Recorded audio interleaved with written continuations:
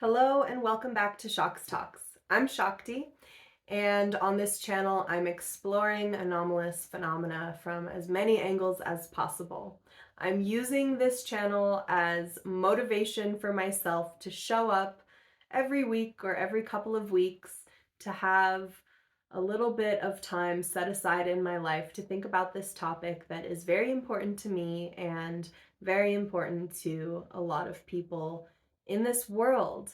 And that is the topic of UFOs and aliens and psychic phenomena and the nature of reality and consciousness.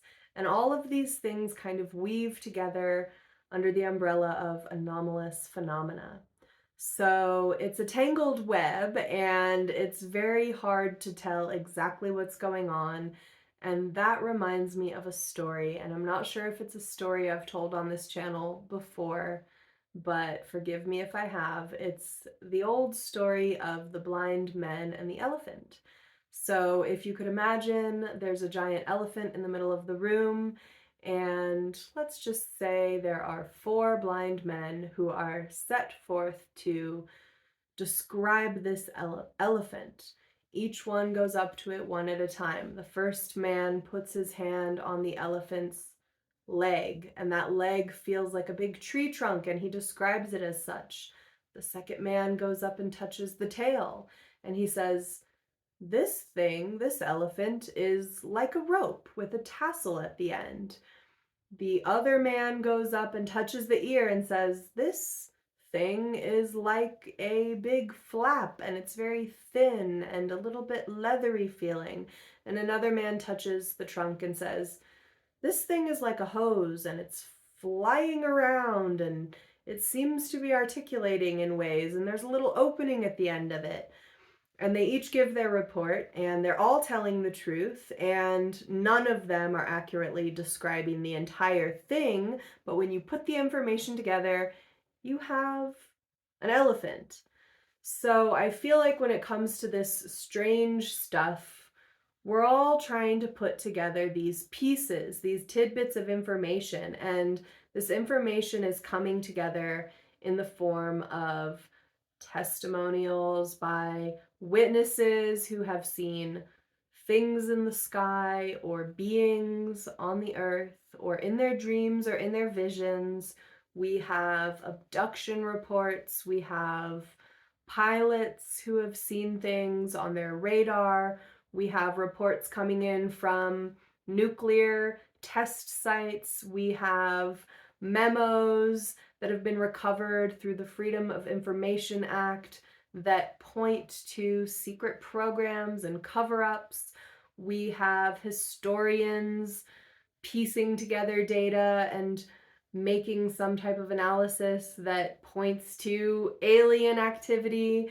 We have whistleblowers in the intelligence communities and all kinds of other avenues of information flowing in, trying to help us make sense of this crazy thing. And then, of course, there are these powers that be who are actively spreading disinformation and trying to suppress the truth and maintain power and control. So it's a big mess, and the whole world is kind of a big mess right now in so many ways. And kind of unrelated to the UFO topic, but sparked a little something in me today. A couple of my friends are taking a really inspiring class on capitalism, and they recommended this book, A People's Guide to Capitalism. And while I do care a lot about aliens, UFOs, and psychic phenomena, I also care about people and our well-being on the planet Earth and the environment and the systems that are no longer serving us. And capitalism is definitely one of those systems. So I'm going to do my part and try to educate myself by reading this book. But today I just read the introduction and chapter 1, and I already felt super inspired by this really cool quote that is actually a Karl Marx quote that the author put into this book. And it says, "There is no royal road to science, and only those who do not dread the fatiguing climb of its steep paths have a chance of gaining its luminous summits." Only those who do not dread the fatiguing climb of its steep paths. And I feel like everyone who is studying this anomalous phenomena is on a steep climb and is very fatigued because you take a few steps forward and then you get pushed back. And why do I care? Why do I care about any of this? Is it because I'm afraid that aliens are taking over the planet?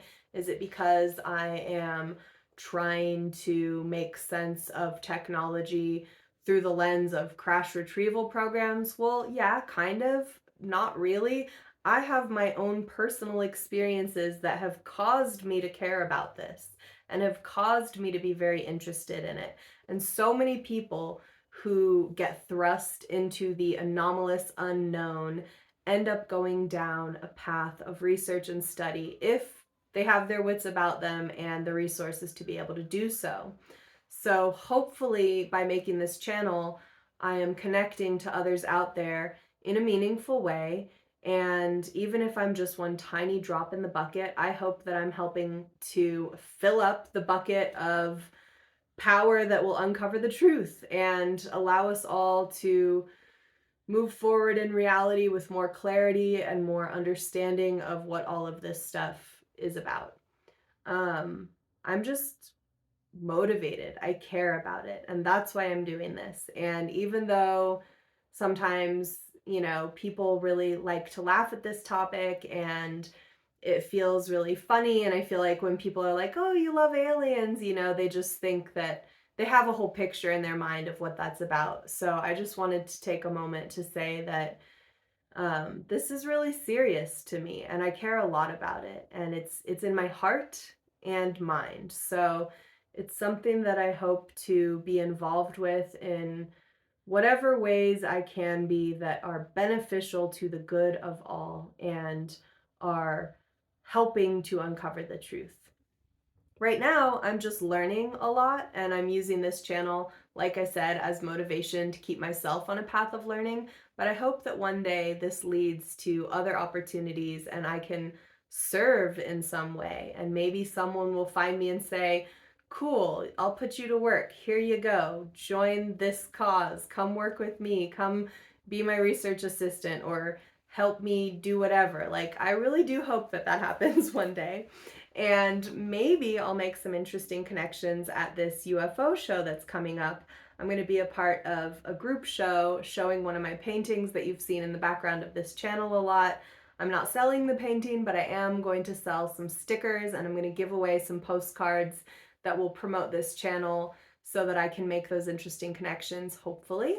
This is a flyer for the show.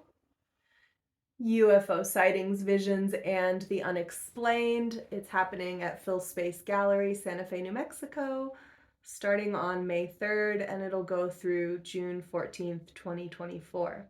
So if you're local, you can check it out. If you want to buy some stickers there, you will be supporting me, and we'll see what comes of this. Maybe I'll meet some really interesting people. Who knows? So recently I finished reading this book I started last year, Above Black, Project Preserve Destiny, and this is Dan Sherman's book. And if you remember from this channel when we talked about it before, he is what they call an intuitive communicator. He was in the US Air Force and brought into some secret programs and put on a special path of training. What I find really interesting about this now that I've finished it is, well, for one, he doesn't really have any strong conclusions at the end. He tells the story of his experience. He gets out in the end because he felt really isolated and he was starting to participate in communications with aliens, and this process that he was a part of involved computers, him, the human who had some kind of interference when he was in his mother's womb. It's not really clear to me what that was, but maybe some genetic manipulation that made him optimal for this job. And then there was a pill that they were giving him when he was doing this work. So I find those three factors in combination very, very interesting. And I'm curious to see if there are more stories like this out there where you're dealing with a person who was tampered with in some way, bred for the job, essentially, a technology component, and a pill. Now, who knows what that pill was? Could it be placebo? Could it be anything? Of course. But in his story, it seems like that pill was there to enhance his capabilities, and I find that fascinating because, as we all know, there are links between certain chemical or plant substances and consciousness or psychic phenomena or ability. So I'll be following up on that and just looking into other stories that from these, military guys, and trying to dig around and see if other people were reporting any kind of use of a pill or a substance in their training or in their work. He basically gets really isolated at the end of his career, and he starts to have to intercept communications that are describing abduction events, and I think that was part of what was making him uncomfortable. And so it sounds like whatever aliens he was communicating with were very much a part of human abduction, and this military program or Air Force program, it was a black program anyway, but whatever it was, they had some awareness of that. He didn't like that. And he had to get out of it. So he says, anyone who has a dire need to rid themselves of the military can use this method, but I don't advise it. It has left an indelible mark on me, and I regret being forced to use such drastic measures.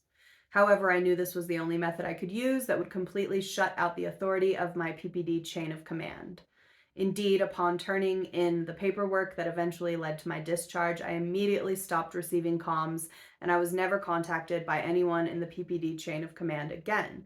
It was as if I had dropped off the face of the earth. So he says certain legalities prevent him from discussing it. I don't know what it was that he did. I have my guesses, but he got out in the end because when he tried to get out by just requesting to pursue a civilian career, they said no. Basically, like, we don't have a lot of people that can do what you can do, and you're not going anywhere. So he was able to get himself out in the end. And then, let's see, there was something else I wanted to share from this. Yeah, just that in the end, he just says that he basically doesn't have a conclusion, like I mentioned before. So what is the entire story? That I don't know. This is his quote from his book. Are we in for a meteor strike that will leave the world electromagnetically limping so much that they will need the IC's abilities? That's intuitive communicators. Only time will tell. I can only write what I experienced and hope that someone out there may know other things, and through a cooperative effort, we may be able to put some of the pieces of the puzzle together. I don't think there's a doubt in most people's minds that we are and have been for a long time visited by aliens, and whether you believe what I have documented in this book or not, the events that countless people are witness to on a daily basis throughout the world will not change. I only hope that some of the light that I have been able to shed will shine on the path we are all heading down in search of the ultimate truth. Can it be far off? I don't think so. So that was a pretty interesting read. It was very, very dry in a way, just describing the events of his experience, like so many of these books. And like so many of these books, pieces of it stick in my mind and other pieces just sort of fall through. So I have this feeling that while I'm slowly climbing this very steep hill, it's going to include having to go back and reread books over time, in order to really grasp what I'm learning. It just takes a ton of effort, and like, I'm at the bottom of this mountain. So here we are together. From Memoirs of a Psychic Spy by Joseph McMonigal. As I've stated over and over again, just about everyone who walks the planet is psychic to one degree or another. The spontaneity of psychic functioning is exhibited across the land in every country, wherever more than two people congregate. It is surprisingly common among populations with an open mind. That's interesting, the open mind piece of it, because does our current culture promote open-mindedness? And is closed-mindedness an antidote to natural human psychic functioning? I wonder. I saw that matzo ball soup was on sale at the grocery store today, and it just sounded so delicious. So I made my dough and I made my little balls, and I need to go plop them into the soup water in a minute here. So this is going to be a short episode, but I really wanted to end it with a little bit of sound. We talked about meditation last time and syncing up through resonating with our vocal cords. And today I'm just going to leave us with a little resonant sound from this xylophone-like instrument that I have. And I'm going to create an intention with it for myself, and you may join me in this intention if you like, that this sound clears our minds and energies of all confusion and delusion and brings us into the present moment, that we may focus on what is most important in alignment with the good of all and take just that very next step.